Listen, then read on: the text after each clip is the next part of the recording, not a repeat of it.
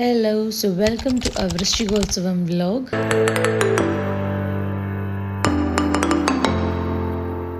പൂർണ്ണത്രേശിൻ്റെ ഇക്കൊല്ലത്തെ വൃശ്ചികോത്സവം തുടങ്ങിയിട്ട് ഇതുവരെ ഞങ്ങൾ പോയിട്ടുണ്ടായിരുന്നില്ല. അപ്പോൾ ഇന്ന് തൃക്കേട്ട ദിവസം ശനിയാഴ്ച ഇന്ന് രാവിലെയാണ് ഞങ്ങൾ അമ്പലത്തിലെത്തിയിട്ടുണ്ടായിരുന്നത്.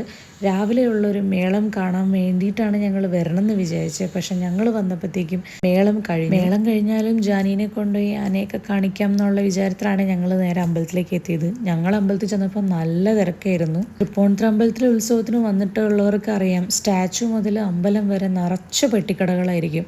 അപ്പോൾ കാർ അങ്ങ് ദൂരെ ഇട്ടിട്ട് ഞങ്ങൾ അവിടെ നിന്നേ നടന്ന് അമ്പലത്തിൻ്റെ നടക്കി എത്തിയപ്പോൾ ഭഗവാനെ പുറത്തേക്ക് എഴുന്നള്ളിച്ചിരിക്കുന്ന സമയമായിരുന്നു.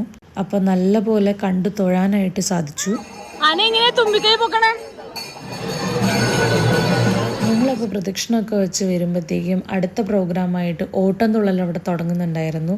അത് കാണാൻ ഞങ്ങൾ നിന്നില്ല, കാരണം മേളം കഴിഞ്ഞതുകൊണ്ട് ജാനിക്കാകെ ഒരു ആനേനെ കാണാൻ പറ്റുള്ളൂ. അപ്പോൾ തൊട്ടപ്പുറത്ത് തന്നെ പറമ്പിൽ പോയപ്പോൾ 15 ആനകളെയും 15 അതിൽ കൂടുതലുണ്ടായിരുന്നു. എല്ലാ ആനകളെയും ഞങ്ങൾ അവിടെ കൊണ്ടുപോയി അവളെ കാണിച്ചു. ഭയങ്കര സന്തോഷമായി.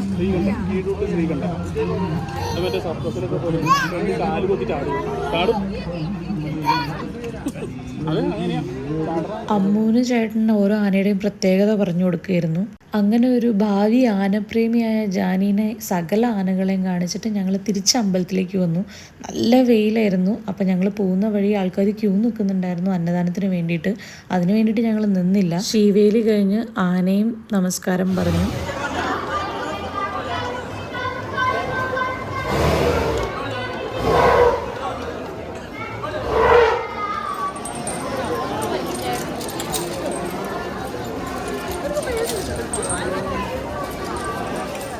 ഇനിയാണ് മെയിനായിട്ടുള്ള പെട്ടിക്കടകൾ കയറൽ.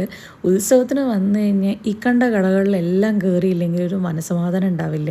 പക്ഷെ നട്ടുച്ച വെയിലായത് കാരണം ഞങ്ങൾ എല്ലാവരും വല്ലാതെ ടയേർഡായി പോയിട്ടുണ്ടായിരുന്നു. ഇടയിൽ വെച്ചിട്ടൊന്ന് പായസമൊക്കെ വാങ്ങി കൊടുത്തു ജാനിക്ക്. ഞങ്ങൾ നല്ല കാന്താരി നാരങ്ങ സോഡയും കുടിച്ചു. വീണ്ടും കുറച്ചധികം കടകളിലൊക്കെ കയറി കുറച്ച് കളിപ്പാട്ടവും കമ്മൽ, മാല, എല്ലാത്തരം സാധനങ്ങളും വാങ്ങി ടയേർഡായി തിരിച്ച് കാറിൽ കയറി പയ്യെ ഉച്ചക്കത്തെ ഊണും കഴിഞ്ഞിട്ട് ഞങ്ങൾ വീട്ടിലേക്ക് പോയി. അപ്പോൾ ഇന്ന് മേളമൊന്നും കാണാൻ കഴിഞ്ഞില്ലെങ്കിലും അടുത്ത ദിവസം നമ്മൾ ഇനിയും പോകുന്നുണ്ട്. നവംബർ 26 വരെയാണ് വൃശ്ചികോത്സവം ഉള്ളത്. അടുത്ത ദിവസം നല്ല മേളത്തിൻ്റെ വീഡിയോസും കുറച്ചധികം വിശേഷങ്ങളുമായിട്ട് ഞങ്ങൾ ഇനിയും വരാം. അപ്പോൾ അടുത്ത വീഡിയോയിൽ കാണുന്നവരെ ബൈ.